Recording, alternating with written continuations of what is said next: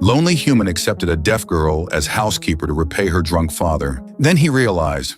Captain Jack Mitchell squinted against the harsh sunlight as he stepped off his starship onto the dusty surface of Proxima 6. The desert planet's dual suns beat down mercilessly, turning the landing pad into a scorching griddle. He adjusted his worn cowboy hat and tugged at his leather jacket, which bore the faded emblem of the Galactic Merchant Fleet on the shoulder. "Damn heat," he muttered, scanning the barren landscape. The settlement was little more than a collection of domed structures clustered around the spaceport, a forgotten outpost at the edge of civilized space. Mitchell had delivered rare medical supplies to this backwater world, and now it was time to collect. His contact, a blue-skinned Proximan trader named Gron, was already stumbling toward him, clearly deep in his cups despite the early hour. "Captain Mitchell!" Gron bellowed, his bulky frame swaying slightly. The alien's protruding belly strained against a torn vest, and simple cloth trousers completed his disheveled appearance. "Successful delivery, yes?" Very good, very good." Mitchell crossed his arms. "It's time to settle up, Gron." 15,000 credits, as agreed. Gron's small eyes darted nervously. About that. Market fluctuations, you understand. Very bad timing. Credits temporarily unavailable." "Unavailable?" Mitchell's voice dropped dangerously. "I hauled those supplies across 3 systems through a pirate-infested corridor. Our agreement was clear. Have alternative payment. Very valuable." Gron turned and beckoned toward one of the nearby structures. "Kiara, come." A slender figure emerged hesitantly from the shadows. Mitchell's breath caught as she approached. She was clearly Proximan, with the characteristic blue skin, but there the resemblance to Gron ended. She was graceful, with large expressive eyes and flowing silver hair that caught the sunlight. Her simple pale dress clung to her form, and she clutched a small bag of possessions in one hand. "My daughter," Gron announced proudly. "Excellent housekeeper. Cook, clean, very obedient." Mitchell's jaw tightened. "You're offering your daughter as payment?" "That's not happening, Gron." The alien trader waved dismissively. "Not permanent? 1 standard year's service, then debt clear." He leaned closer, his breath reeking of fermented fruit. "She deaf. Born that way. Useless here. Better with human. Humans treat servants well, yes?" Mitchell looked at the girl, Kiara. She stood with downcast eyes, but he could see the tension in her shoulders, the slight trembling of her hands. When she briefly glanced up, he caught a flash of intelligence and fear in those large eyes. "This isn't right," Mitchell said firmly. "I want my credits." Gron's demeanor changed instantly. "No credits. Take girl or nothing." He grabbed Kiara's arm roughly, causing her to flinch. "She good worker, strong, smart, even without hearing. 1 year only." Mitchell felt his anger rising at the alien's treatment of his daughter. He'd seen enough of Proxima 6 to know what happened to those who couldn't pay their debts here. The local loan sharks weren't known for their mercy, and if Gron couldn't pay Mitchell, he likely couldn't pay others. "Does she have any say in this?" Mitchell asked, though he knew the answer. Gron snorted. "She obey father is our way." Mitchell looked at Kiara again. This time she met his gaze directly. There was something in her eyes, not just fear, but a silent plea. "I'll take her to my place on Alpha," Mitchell said finally. 1 year, then she returns and our debt is settled." Gron's face split into a wide grin. "Excellent. Very fair." He shoved Kiara forward. "Go with human now. Serve well."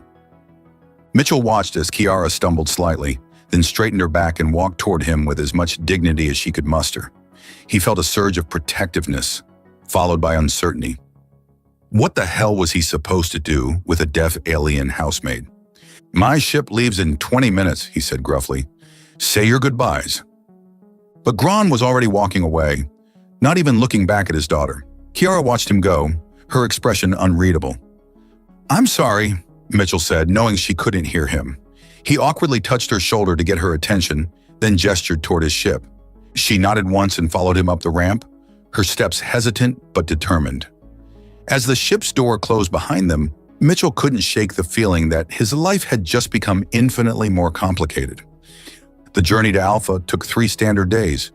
3 days of awkward gestures, frustrated attempts at communication, and uncomfortable silences. Mitchell had given Kiara a small cabin adjacent to his own, respecting her privacy while keeping her close enough to assist if needed. On the second day, Mitchell found Kiara in the galley, staring in confusion at the food synthesizer. When she noticed him, she stepped back quickly, eyes downcast. "It's okay," he said automatically before remembering she couldn't hear him. He moved beside her and demonstrated how to operate the machine, pressing buttons to produce a simple meal. Her eyes tracked his movements with keen intelligence. When he handed her the plate, their fingers brushed. Mitchell felt an unexpected jolt at the contact. Her skin was cooler than a human's, smooth as polished stone. Kiara's eyes widened slightly, suggesting she'd felt something too. That evening, Mitchell was reviewing cargo manifests in the ship's common area when Kiara appeared with a data pad she'd found. She sat across from him and began writing, then slid the pad toward him. "I can read lips if you speak slowly. I can write in standard." Mitchell looked up in surprise. "Your father didn't mention you could communicate this way." She took back the pad. "Father thinks communication requires sound. He never tried to understand." "I'm sorry about that," Mitchell said, making sure to face her directly. "And I'm sorry about this whole situation. You saved me. Father owed dangerous people. Would have sold me to worse men." Mitchell's jaw tightened. "No one should be sold to anyone."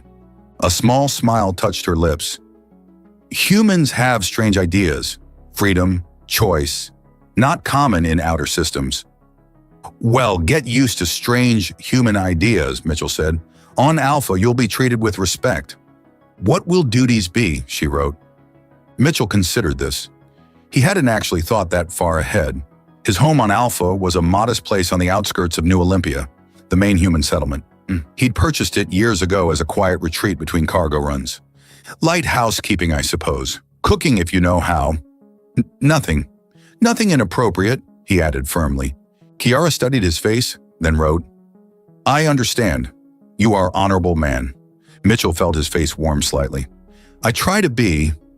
Over the next day, their communication improved dramatically. Mitchell learned that Kiara had been teaching herself to read standard language from discarded data pads, hungry for knowledge her father never provided. She was quick-witted and observant, catching nuances in his expressions that even people who could hear often missed. When they finally reached Alpha, Mitchell guided his ship into the landing bay at New Olympia Spaceport. Through the view screen, the lush landscape of his adopted home planet spread out before them, rolling hills covered in purple-tinged vegetation, the gleaming white buildings of the settlement nestled in a valley. "Welcome to Alpha," Mitchell said as Kiara gazed in wonder at the view. He drove them to his home in a ground transport, watching as Kiara pressed her face to the window, taking in everything with wide-eyed fascination. His house came into view, a single-story structure with a wide porch built in the style of old Earth ranch homes, an architectural oddity among the more modern dwellings of the colony. Inside, Kiara moved slowly from room to room, trailing her fingers over unfamiliar objects. She paused at a shelf displaying various items Mitchell had collected during his travels. A crystalline? No, a glass figurine from Centauri Prime, a woven tapestry from the Pleiades cluster. "Make yourself at home," Mitchell said when she turned to face him. "I'll show you to your room." He led her down a hallway to a spare bedroom he rarely used. It was simply furnished but comfortable, with a large window overlooking his garden. Kiara wrote on her datapad, "Beautiful. Never had own room before." Something in Mitchell's chest tightened. "Well, you do now." That evening, after showing Kiara the basics of his home systems, Mitchell sat on his porch watching Alpha's sunset paint the sky in shades of amber and violet. He heard the door slide open behind him and turned to see Kiara standing there hesitant. She'd changed into clothes she'd found in the synthesizer, simple trousers and a tunic that complemented her blue skin.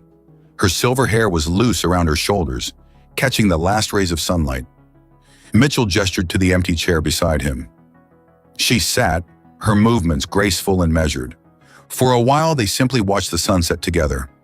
No words, no gestures, just shared silence. Mitchell realized with a start that it was the most peaceful moment he'd experienced in years. Kiara wrote something on her datapad and showed it to him. "Why does human man live alone in big house?" Mitchell considered his answer carefully. "I've spent most of my life on ships, moving from place to place. Never stayed anywhere long enough to connect. Lonely, she wrote. He looked at her, struck by her directness. Sometimes. Yes. She nodded, understanding in her eyes. Then she wrote, Me too. Always. As darkness fell over Alpha, Mitchell realized that for the first time in longer than he could remember, he didn't feel quite so alone. A week passed quickly as Kiara settled into life on Alpha. Mitchell found himself enjoying her company more than he'd expected. She moved through his home with quiet efficiency, transforming the bachelor's quarters into something that actually felt like a home. Fresh flowers appeared on tables, rooms were arranged more thoughtfully, and somehow the food synthesizer produced meals that tasted better under her programming. One morning, Mitchell was attempting to repair a malfunctioning water recycler in the garden when the tool slipped, slicing deeply into his palm. "Son of a..." he hissed, blood welling immediately from the wound. A shadow fell across him, and he looked up to see Kira standing there, her eyes widening at the sight of his blood, crimson against his tan skin, so different from the indigo that flowed through her veins. Before he could react, she knelt beside him and gently took his injured hand in both of hers. Her touch was cool and soothing. From a pocket in her tunic, she produced a small pouch and extracted a pinch of fine powder, which she sprinkled directly into the wound. Mitchell winced, expecting pain, but instead felt a pleasant numbness spreading from the cut. Kiara's fingers moved with practiced precision as she pressed the edges of the wound together. To his astonishment, the bleeding slowed almost immediately. "How did you..." he began, but fell silent as she concentrated on her work. From another pocket, she pulled a thin strip of translucent material that she wrapped around his palm. Within moments, the material seemed to meld with his skin, creating a flexible, barely visible seal over the wound. When she finished, she looked up at him, a small smile playing at the corners of her mouth. She reached for her datapad. "And my people are natural healers. Father sold my remedies at market." Mitchell flexed his hand, feeling only the slightest twinge where moments before had been searing pain. "That's remarkable, thank you. You are welcome." She paused, then added, "Your blood is beautiful color." Mitchell laughed, surprised by the observation. "I've never thought of blood as beautiful before." She reached out hesitantly, her slender blue fingers hovering over his stubbled cheek. "May I?" He nodded, his mouth suddenly dry. Her cool fingertips traced the line of his jaw with feather-light pressure. Her eyes studied his features with undisguised fascination. Mitchell found himself holding his breath as her thumb brushed the corner of his mouth. The moment was shattered by a harsh electronic chime, the perimeter alert. Kiara snatched her hand back as if burned. Mitchell cleared his throat. "Visitors, huh?" he explained, standing quickly. "Rare out here." Through the security monitor, he saw his neighbors, the Vrelix family, four-armed insectoid aliens who operated the nearest farm. The father, Trell, was accompanied by his son, Krell. Mitchell sighed. The Vrelix were decent neighbors, but notoriously judgmental of other species' customs. This would be Kiara's first interaction with Alpha's local aliens. "They're harmless, but traditional," he told Kiara as he opened the door. Trell's mandibles clicked in greeting. "Mitchell, we bring harvest offerings." He thrust forward a container of what appeared to be glowing fungi. "Thanks, Trell. Come in." Mitchell stepped aside. "This is Kiara. She's staying with me." 4 sets of compound eyes swiveled to examine Kiara, who stood perfectly still under their scrutiny. "Proxyman female," Trell observed, his antennae twitching. "You have taken a breeder?" Mitchell felt his face flush. "She's my housekeeper." Krell chittered something in their native language, and both Vrelix made a sound Mitchell recognized as their version of laughter. "What's funny?" Mitchell asked, his voice hardening slightly. "Human customs," Trell explained. "So inefficient. Female serves dual purpose, home maintenance, and reproduction. Why separate functions?" Mitchell opened his mouth to object, but Kiara stepped forward, her movements graceful and deliberate. To everyone's surprise, she began making a series of fluid gestures with her hands, not random movements, but clearly a structured language. The Vrelix watched, fascinated. When she finished, she looked expectantly at Mitchell. "I don't understand," he admitted. She reached for her datapad and wrote, "Proximon Sign Language. I explained I cannot hear but can read lips. Ask them to face me when speaking." Mitchell translated for the Vrelix, who seemed impressed despite themselves. Clever adaptation, Trowell conceded. Perhaps not merely decorative after all. After an awkward tea service where the Vrelics questioned Mitchell extensively about his arrangement with Kiara, the neighbors finally departed. Mitchell closed the door with relief. "I'm sorry about that," he said, turning to Kiara. "Their views on gender roles are antiquated." Kiara shrugged and wrote, "Many species same, humans different. Respect individuals." "Not all humans are so enlightened," Mitchell admitted, "but we try." "Teach me," she wrote suddenly. "Teach you what?" "Human sign language. You learn mine, I learn yours." Mitchell smiled. "I'd like that." That evening, they sat cross-legged on the living room floor, hands moving in the air between them as they exchanged signs. Mitchell was clumsy at first, his larger fingers struggling to form the delicate gestures of proximan signing. Kiara was patient, gently correcting his form, her cool fingers adjusting his. Later, as Mitchell headed to his study to check messages before bed, he found Kiara already there, hastily replacing something on his desk. "What are you doing?" he asked sharply, forgetting to face her directly. She turned startled, and he repeated the question so she could see his lips. Her hands moved in proximan signs he couldn't follow. Then she grabbed her datapad. "Cleaning. Found message. Not meaning to pry." Mitchell looked at his desk and felt his blood run cold. The secure datapad containing encrypted communications from his former commander was active, its screen glowing with the coalition military insignia. "You shouldn't touch that," he said, his voice tight. "Ever." Hurt flashed across her face, followed by confusion. She wrote quickly, "You were soldier, not just captain?" Mitchell took a deep breath. The past he'd carefully buried was threatening to surface, and he wasn't ready to face it, or share it.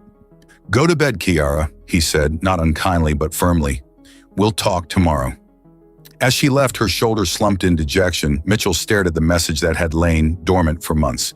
"Captain Mitchell, Operation Stardust compromised. Sleeper agents activated.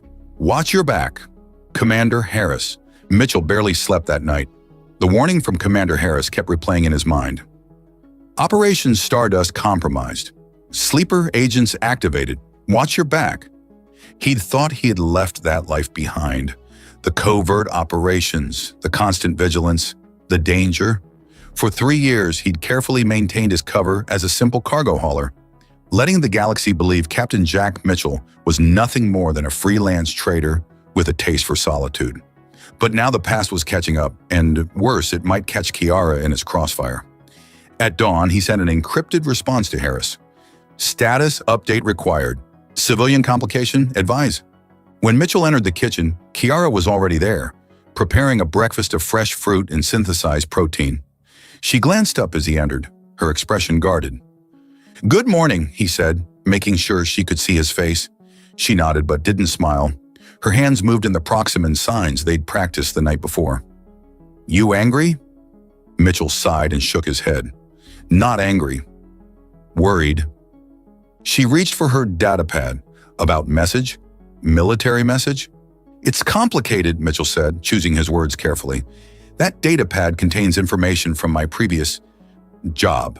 Before I became a cargo hauler." "You lie about who you are?" Her large eyes studied him intently. "Not exactly.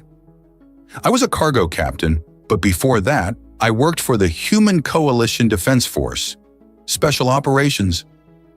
Her expression remained neutral, but her fingers tightened around the datapad. "Dangerous work?" "Very. That's why I left." Mitchell ran a hand through his hair. "Look, it's better if you don't know the details." "For your safety." Kiara's eyes flashed with something, hurt perhaps, or frustration. She typed rapidly. "Not child, not fragile. Father treated me like burden. You same?" The accusation stung. "That's not fair." "I'm trying to protect you." "From what?" she challenged. Mitchell hesitated. How much could he safely tell her? "There are people, aliens, who might come looking for me. Dangerous people who wouldn't hesitate to hurt anyone associated with me." Kiara considered this, then wrote, "Because you human, or because what you did?" "Both," Mitchell admitted. I uncovered something I wasn't supposed to find. A plot against human colonies. She nodded slowly, processing this information. Then she surprised him by setting down the datapad and moving closer. Her cool fingers touched his hand, and she looked up at him with determination in her eyes. She pointed to herself, then made a protective gesture around an imaginary perimeter, finishing by pointing at him. The meaning was clear. I can protect myself and you. Mitchell felt something tighten in his chest. It's not that simple. She retrieved her datapad. Then make simple. Trust me or send me away. The directness of the ultimatum caught him off guard. I don't want to send you away. Then trust. She held his gaze steadily. Mitchell broke eye contact first. I need time. This isn't just about me. For the next few days, Mitchell maintained a careful distance from Kiara. He spent long hours in his study, communicating with old contacts, trying to piece together what might have compromised Operation Stardust. When they did interact, he kept conversations brief and impersonal. He told himself it was for her protection, but the hurt in her eyes each time he pulled away made his chest ache. On the fourth day, Mitchell found a small package outside his bedroom door. Inside was a vial of iridescent liquid and a note, for nightmares, 2 drops before sleep. He hadn't realized she'd heard his restless nights, then remembered with a pang that she couldn't hear. She must have felt the vibrations of his pacing through the floor, or perhaps noticed the shadows under his eyes. That evening, against his better judgment, he used the remedy. He slept deeply for the first time in weeks, waking refreshed to find Kiara tending the garden outside his window. Sunlight caught in her silver hair as she worked, her movements graceful and precise. The sight hit him with unexpected force.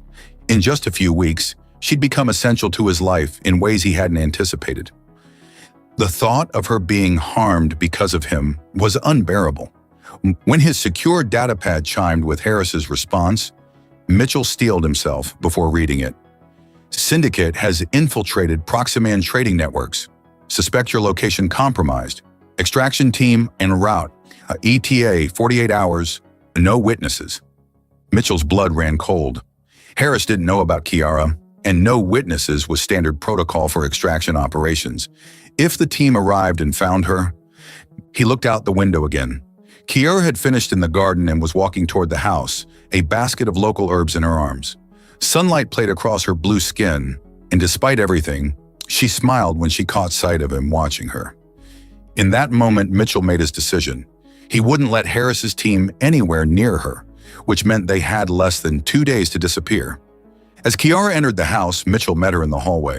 Her smile faltered when she saw his expression. We need to talk, he said, making sure she could read his lips. It's about that message. And why we need to leave tonight. Pack only what you need, Mitchell instructed as they rushed through the house. Food, water, medical supplies. My backup shuttle is hidden in the storage barn. Kiara nodded, her movements swift and precise as she gathered essentials. Mitchell was impressed by her calm efficiency. No panic, no wasted motion. She'd clearly lived a life where quick escapes might be necessary. Within 30 minutes, they had loaded the small shuttle, a weathered but reliable craft Mitchell had kept off official registries. As the sun set over Alpha's purple hills, they slipped away. The shuttle's stealth systems engaged to avoid detection. We'll head for the outer rim, Mitchell explained once they were safely in orbit. I have contacts there who can help us disappear. Kiara watched his lips intently, then wrote, Who hunts us? Mitchell hesitated before answering. They're called the Syndicate, a coalition of alien species who believe humans are expanding too quickly through the galaxy. 3 years ago, I discovered they were planning coordinated attacks on human colonies. My team stopped them, but apparently not all of them. Why now, after years? I don't know, Mitchell admitted. Maybe they found something that led them to me. Or someone talked. They fell into silence as the shuttle pushed deeper into space. Mitchell plotted a complex course, jumping through several minor systems to confuse any pursuit. Kiara sat beside him in the co-pilot seat, her silver hair gleaming in the glow of the instrument panel. Several hours into their journey, an alarm flashed on the console. Mitchell swore under his breath. We've got a problem, he said, turning so Kiara could see his face. There's a tracking device on the hull. They must have planted it while I was away on a cargo run. Kiara's eyes widened. She pointed to the navigation screen, then made a diving motion with her hand. "You're right," Mitchell agreed. "We need to land somewhere and remove it before they catch up." The nearest celestial body was Taurus Minor, a harsh moon orbiting a gas giant. Its surface was rocky and inhospitable, with thin atmosphere and extreme temperature fluctuations. But it would have to do. Mitchell guided the shuttle down through swirling clouds of reddish dust. They landed in a narrow canyon that would provide some cover from orbital scans. "I'll have to go outside to remove the tracker," Mitchell said, already pulling on an environmental suit. "Stay here and keep the engines warm. If anything happens to me, there's an emergency protocol in the computer. It'll take you to a safe outpost." Kiara shook her head firmly and pointed to herself, then to the airlock. "It's too dangerous," Mitchell argued. "The atmosphere is barely breathable, and the temperature drops to freezing after sunset, which is in about an hour." She grabbed her datapad. "Two faster than one. Need to hurry." Mitchell couldn't argue with her logic. They suited up together and exited the shuttle into the alien landscape. The tracker was embedded in the hull near the rear thrusters, a sophisticated device that would require careful removal to avoid triggering any failsafes. As they worked together in the fading light, Mitchell found himself acutely aware of Kiara's presence beside him.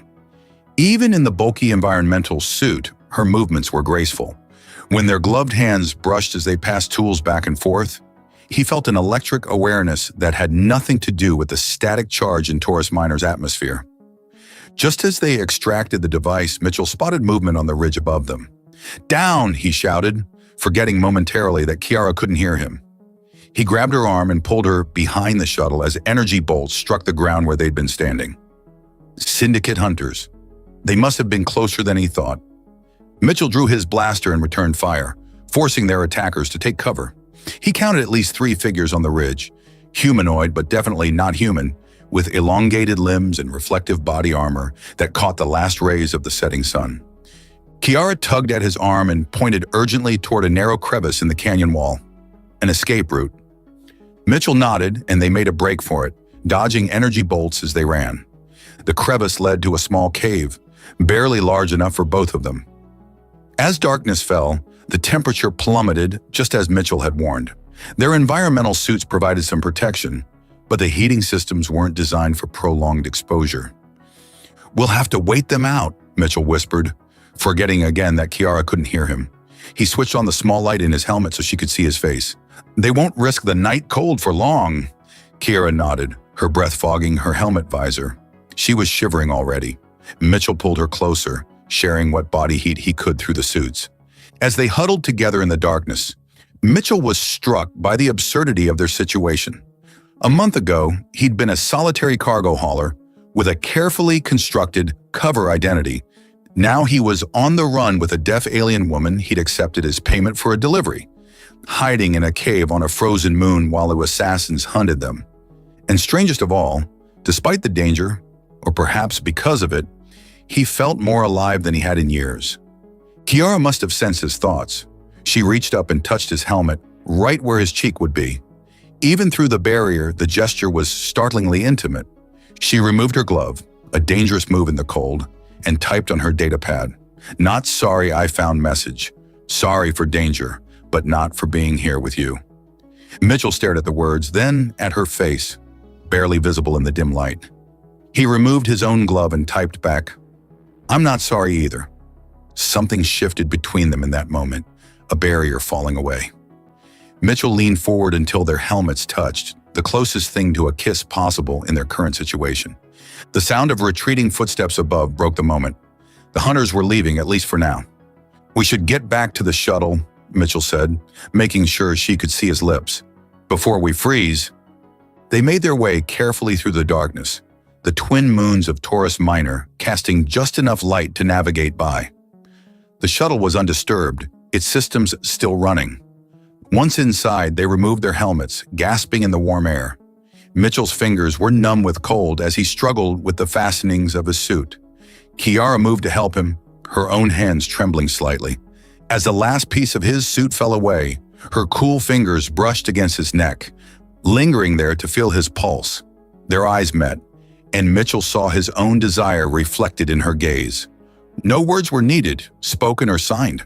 In the safety of the shuttle, surrounded by the vast emptiness of space and the danger that had brought them together, they reached for each other.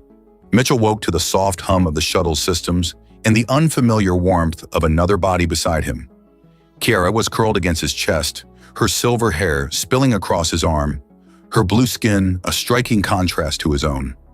The events of the night before came rushing back.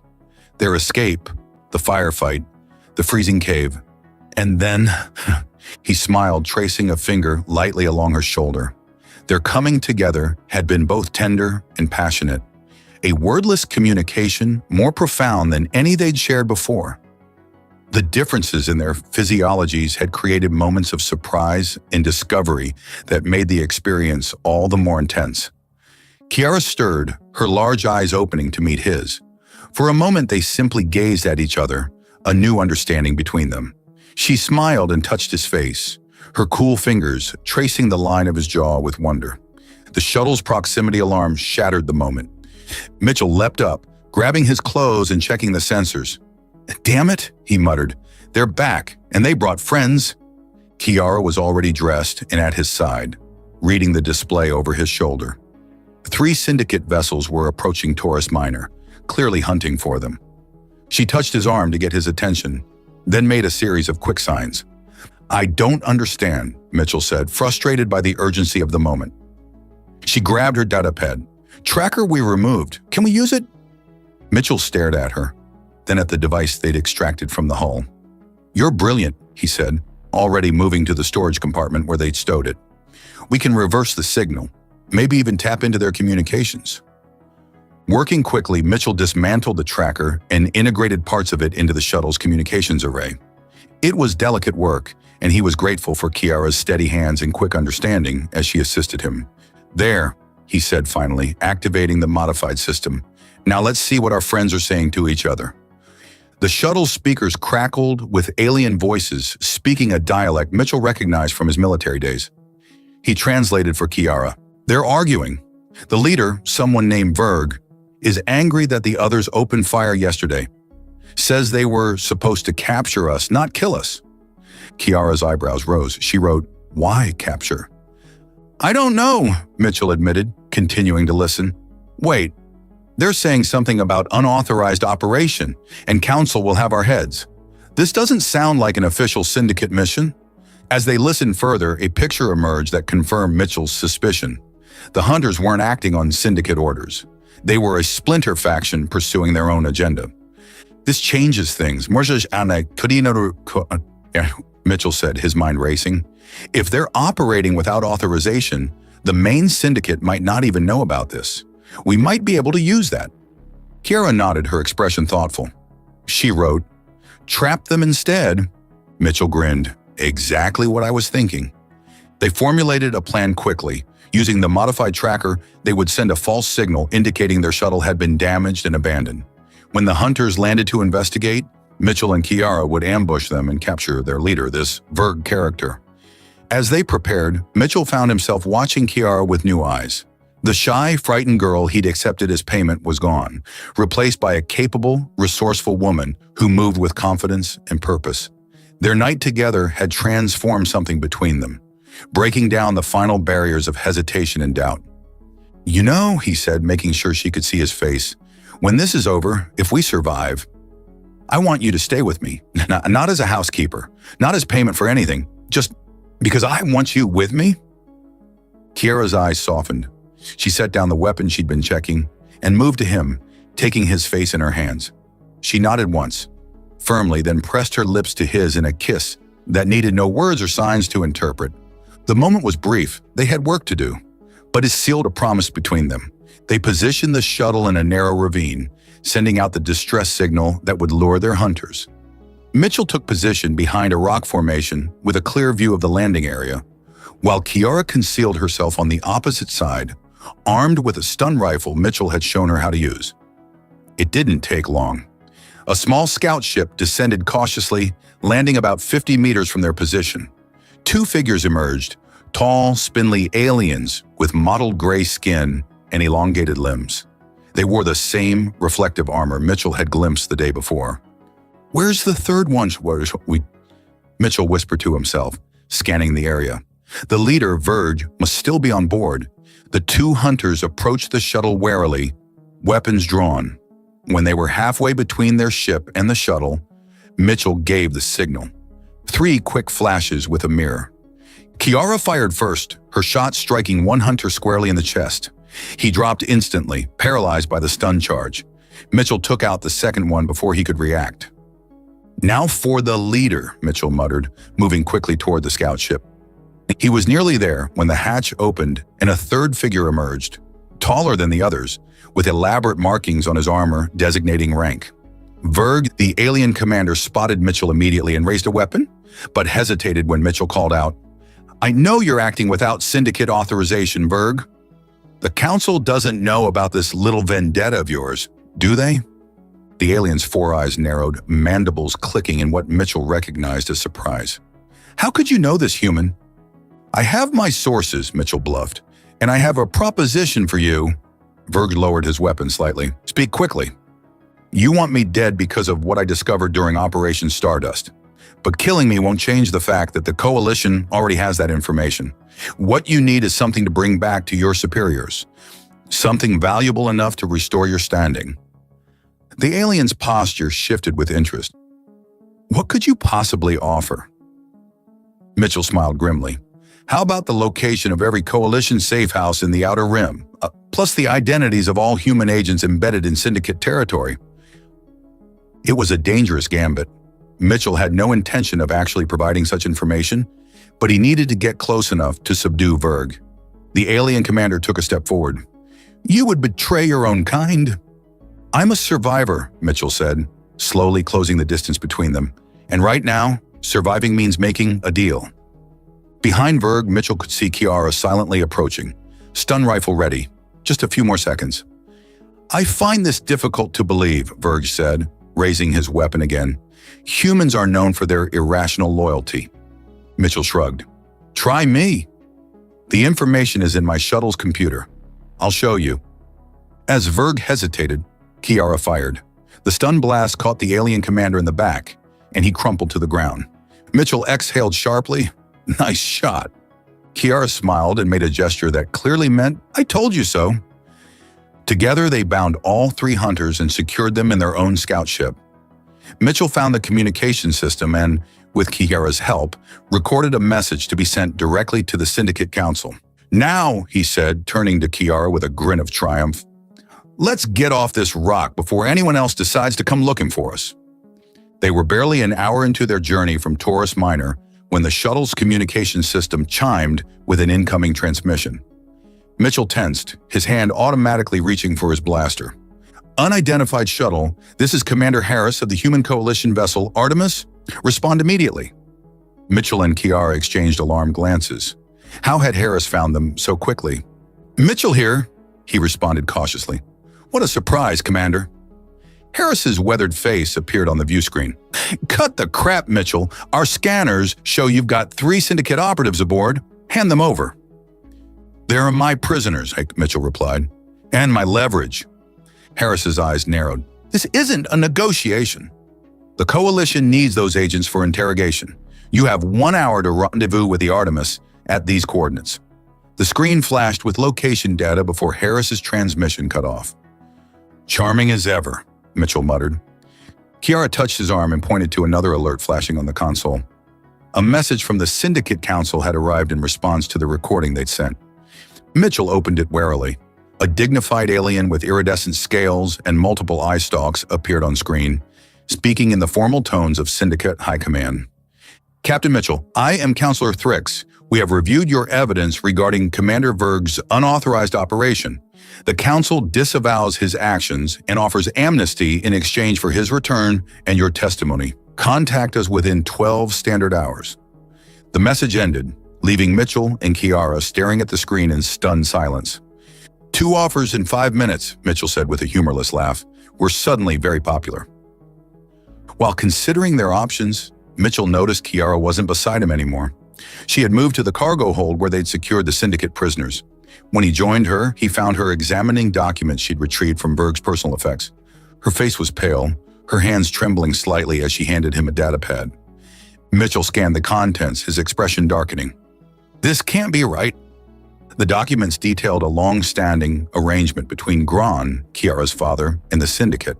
For years, Gron had been feeding information to them about coalition shipping routes and defense systems. And most damning of all, there was a specific order regarding Kiara. Asset G will place Asset K with Target Mitchell to monitor and report. Asset K's disability makes her ideal. Humans underestimate those they perceive as impaired. Her natural healing abilities ensure Target will form attachment. Mitchell looked up at Kiara, whose eyes were filled with tears. "Did you know about this?" he asked, immediately regretting the question when he saw the hurt flash across her face. She shook her head vehemently and grabbed her datapad. "Never. Father said nothing. Thought you were just customer who took pity." Mitchell believed her. Everything about their relationship had been genuine. Her fear, her gradual trust in him, the connection that had grown between them. The Syndicate might have orchestrated their meeting, but they couldn't have predicted what would follow. "It doesn't change anything between us," Mitchell said firmly, taking her hands in his. "But it does change our situation." Kiara nodded, wiping away a tear. She wrote, "What do we do?" Before Mitchell could answer, the shuttle rocked violently. Warning lights flashed across the console. They were caught in a tractor beam. "Damn it!" Mitchell rushed to the controls, Kiara right behind him. "Harris didn't even give us the full hour." Through the view screen, they could see the imposing bulk of the Artemis. The Coalition vessel dwarfed their shuttle, its weapon systems clearly targeting them. "Mitchell," Harris's voice came through the speakers, "don't make this difficult. Prepare to be boarded." Mitchell's mind raced. They were caught between the Coalition and the Syndicate, with evidence that could damage both sides. Harris wanted the Syndicate agents, while the Syndicate Council wanted their rogue commander returned, and now they had proof that Kiara had been placed with Mitchell as an unwitting spy. "We need to play them against each other," Mitchell said quietly to Kiara. "It's our only chance." She nodded, her expression resolute despite the tears that had fallen moments before. She wrote quickly, "Use me as bait?" Mitchell shook his head. "No. We use the truth, all of it." As the shuttle was drawn into the Artemis's docking bay, Mitchell quickly copied all the documents they'd found, including those about Kiara and her father. He then composed a message to Counselor Thrix, attaching the evidence and explaining their current situation. "If Harris tries anything," Mitchell told Kiara, "this message automatically sends to the Syndicate Council. And I've set up the reverse as well. If the Syndicate double-crosses us, everything goes to Coalition High Command." Kiara's eyes widened with understanding. She made a gesture Mitchell had come to recognize. Clever. The shuttle settled onto the deck of the Artemis with a soft thud. Through the viewport, they could see armed Coalition Marines surrounding them. "Whatever happens," Mitchell said, turning to Kiara and making sure she could see his face clearly, "remember that what's between us is real. It wasn't part of anyone's plan." She nodded and leaned forward to kiss him, a gesture of trust and determination that gave him the strength. As the airlock cycled open, Mitchell squared his shoulders. Commander Harris stood waiting, flanked by security personnel. "Mitchell," Harris said with a curt nod. His gaze shifted to Kiara. "And who's this?" "This is Kiara," Mitchell replied. "My partner." Harris raised an eyebrow. "Didn't take you for the type to go alien, Mitchell." Mitchell ignored the jab. "We need to talk, Commander, privately. We have information that affects both the Coalition and the Syndicate. Information that could either start a war or prevent one." Harris studied him for a long moment, then nodded. "My office. Bring your partner, and the prisoners stay where they are for now." As they followed Harris through the corridors of the Artemis, Mitchell felt Kiara's hand slip into his. Despite everything, the danger, the revelations about her father, the uncertain future ahead, her touch was steady and sure.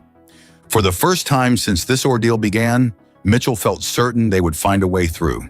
Together. 3 months after their confrontation aboard the Artemis, Mitchell guided his new ship, a modest but reliable transport vessel called the Phoenix, into Alpha's atmosphere. Beside him in the co-pilot seat, Kiara watched the familiar landscape come into view, her expression a mixture of anticipation and apprehension. Home sweet home, Mitchell said, making sure she could see his face, or what's left of it. The negotiations with Commander Harris and the Syndicate Council had been tense but ultimately successful. Mitchell had leveraged the evidence they'd gathered: the rogue syndicate operation, Gross's involvement, the plot to use Kiara as an unwitting spy to secure their freedom and a modest compensation for their troubles. Harris had been reluctant at first, but even he couldn't deny the value of the intelligence Mitchell provided. The Syndicate Council, eager to avoid the embarrassment of Verg's unauthorized vendetta becoming public knowledge, had been surprisingly accommodating. "You've done the Coalition a service," Harris had admitted grudgingly as they prepared to leave the Artemis.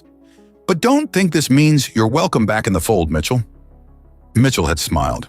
"Wouldn't dream of it, Commander."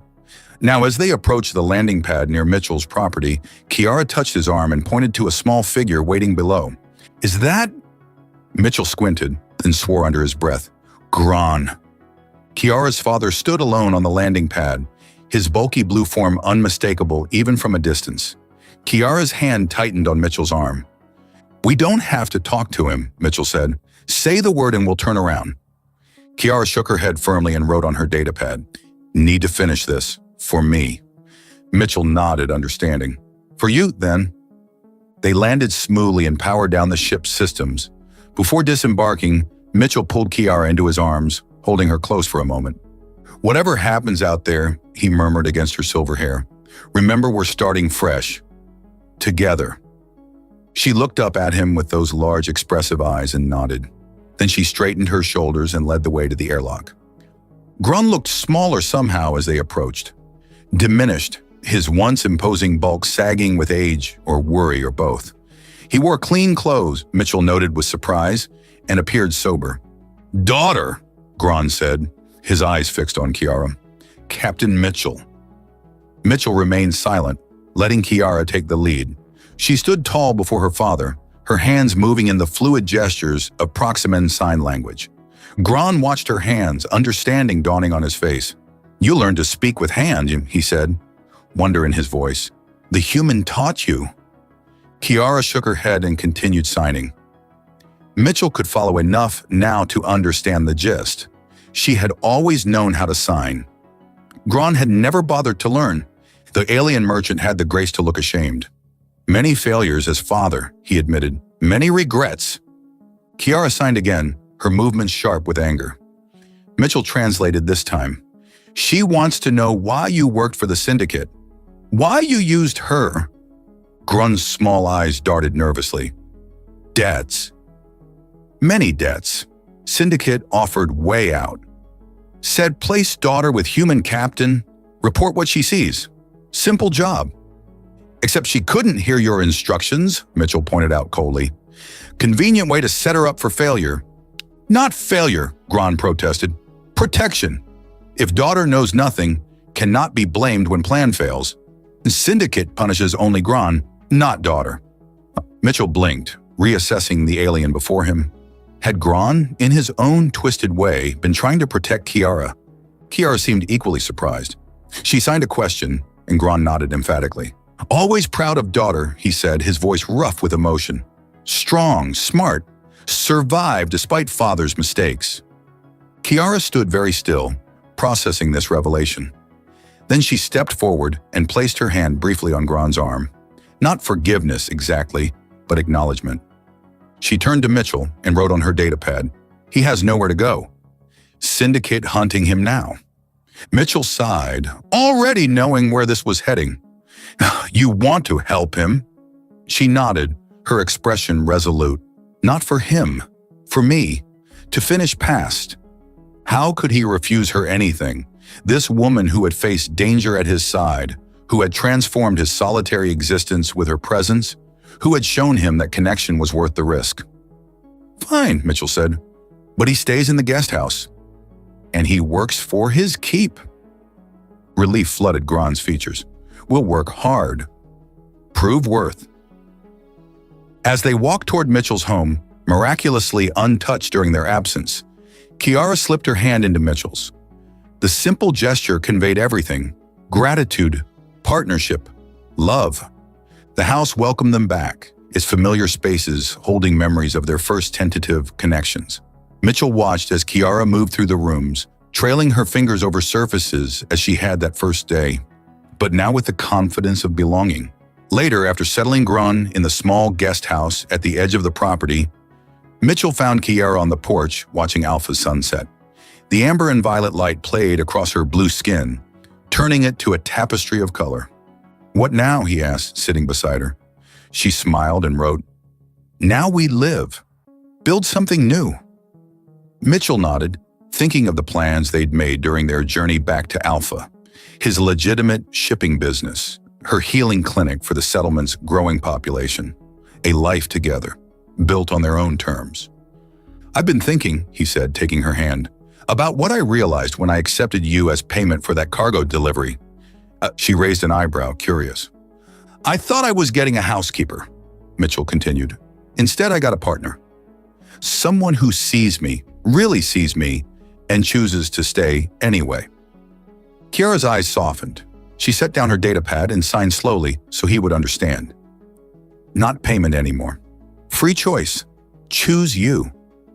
Mitchell pulled her into his arms, overwhelmed by the journey that had brought them here. From a business transaction on a dusty planet to this profound connection that transcended species, language, and the silence between words. That night, as moonlight spilled through the windows of their bedroom, they came together with the familiarity of established lovers and the wonder of new discovery. Their bodies spoke a language that needed no translation, finding harmony in their differences. In the quiet aftermath, Mitchell watched Kiara sleeping beside him and marveled at the twist of fate that had brought her into his life. What had begun as a lonely human man accepting a deaf alien girl as a housekeeper had transformed into something neither of them could have imagined. He had realized finally that some debts could never be repaid, and some payments were beyond price.